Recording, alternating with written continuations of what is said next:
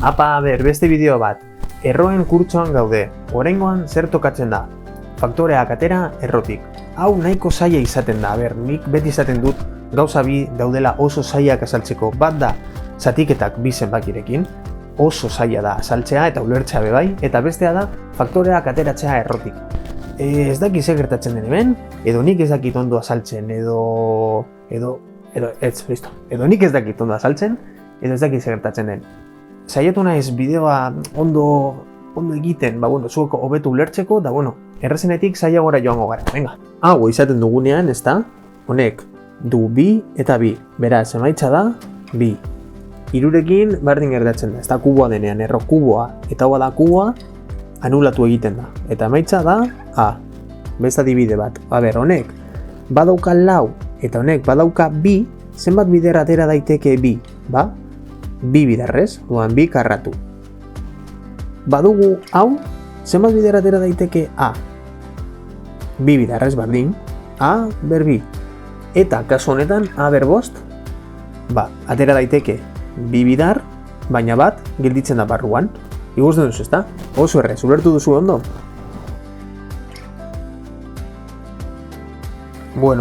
Beste era batera azalduko dut. Imaginatu gaudela, diskoteka batean. Venga, museo batean, museo polit batean. Orduan, gugaz museora eta daramatzagu 3 euro. Eta museoak balio du sarrera bi. Zenbat bidarrez sartu naiteke museora? Bakar batean. Eta sobratuko zaizkit euro bat. Ulertu hori. Beste adibide bat. Noa museo bardinera. Baina, kontuan izan, museora sartu naiteke. Baina irteten banai berriro ordaindu beharko dut sarrera. Beraz, 5 eurorekin zenbat bidar sartu eta irten naiteke? Lehenengo erosiko dut sarrera, orduan sartu naiteke lehenengoko bidarrez, irtetzen naiz kalera, eta ordaindu dezaket ostabe. Edo, berriro ere. Eta sobratuko zait euro bat. Ulertu hau ondo, nik ditut 5 euro, sarrerak balio du bi, orduan bi bidar sartu naiteke. Hau ondo jarrita, bi karratu, eta barruan bi. Beste bat. Orain, museoak balio du 3 euro.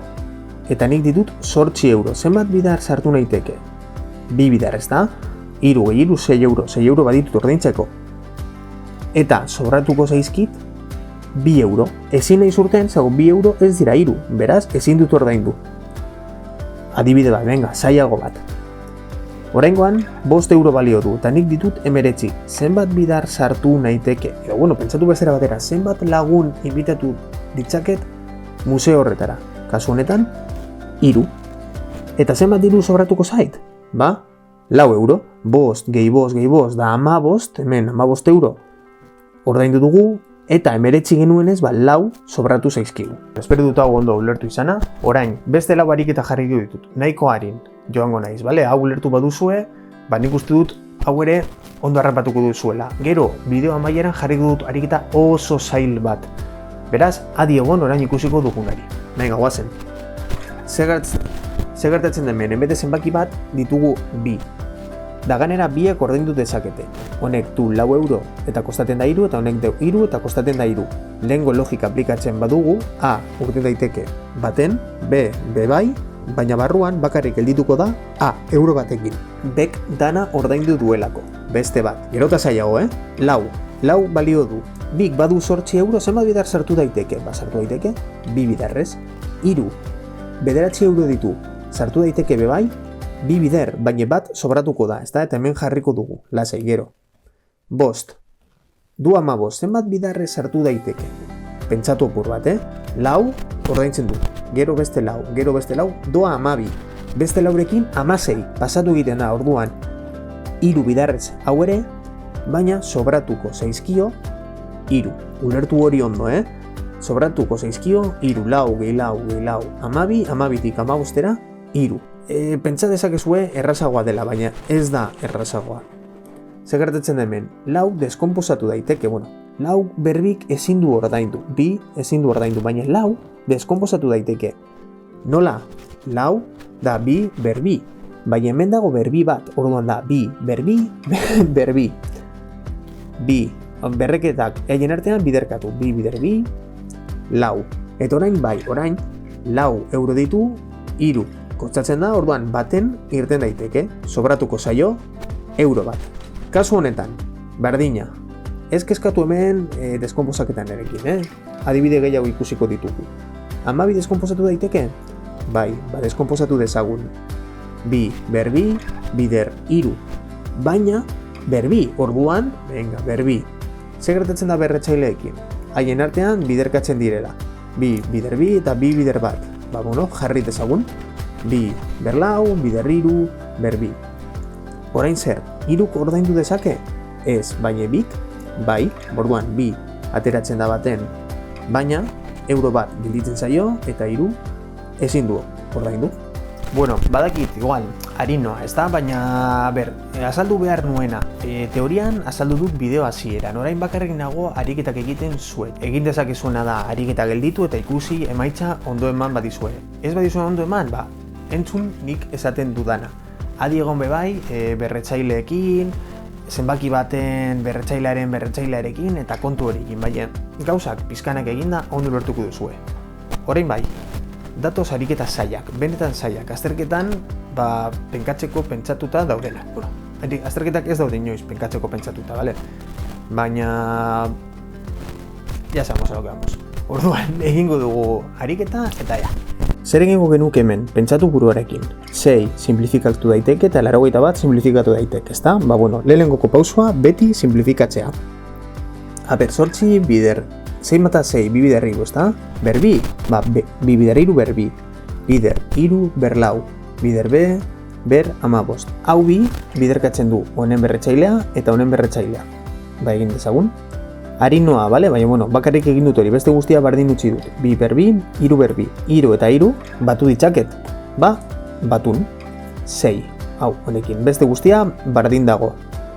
Orain bai, faktoreak atera ditzakegu. Zortzi. Zenbat bider atera daiteke? Bi bidar, ezta? Venga, A, berbi, eta sobratzen dira beste bi. Gero jarriko ditugu. Bi ezin da irten. Ez ebez. Hiru irten daiteke bi bidarrez. Venga, zegoet du 6, eta balio du hiru, ezta? Hiru, 6, bi bidarrez. Orain B. Zenbat bider, hau egin dezakezue eskuarekin, eta pentsatu da, hiru. Hiru eta 15 multiploak dira, ezta? Orduan, 5 bidarrez atera daiteke. Zenbat geldituko dira barruan? A berbi eta bi berbi. Ulertu hau ondo, bale? Gehiago. Zertarako pentsatu duzue zegoela utxune hau? Barik eta gehiago egiteko. Zer dugu hemen? Zatikia, ezta? Eta lau egiten duguna da deskonposatu. Bi berriru, bider hiru, zati, A berbost, hori bardin utzi. Orain, bi urten daiteke, ezta? Zatikiaren goian dagoenez, goian jarriko dugu. A ere irten daiteke, baten bakarrik. Orduan, zati, ikusten duzue, zatiki moduan badago, zatikin moduan aterako dugu. Eta bestea, sobratzen dena, barruan utzi. Beste adibide bat. Aringoaz, Hemen, bi atera daiteke, ez. Simplifikatu dezakegu, ez. Orduan, atera bakarrik, atera daitekena. A doa kanpora, bakaro. Azpian dago, ez da irtengo honela. Hau ez da A, berlau, erro, lau, bi, ez. Zatikiaren azpian badago, irtengo da zatiki baten azpira. Orduan, goian jarriko dugu bat. Eta listo. Barruan gelditzen da bakarrik bi, eta honela bukatu da. Eta listo, honela bukatu da faktoreak erroetatik ateratzea. Espero dut erraz ulertu izana. Ez bada horrela izan, zuek ikusi berriro bideoa, egin ariketak, topatu liburuan antzekoak diren ariketak eta egin eta konprobatu, ariketa horrek egin berriro, praktikatu asko, bale? Hau, erraza da, baina praktika behar du. Baina honekin amaitu da. Hurrengoko bideoan ikusiko ditugu erroen biderketak eta zatiketak. Ze gehiago hilditzen da, batuketak eta kenketak eta razionalizatzea. Lasai, pausuz pausu hurrengoa da biderketak eta zatiketak. Ikusiko gara eta eskerrik asko.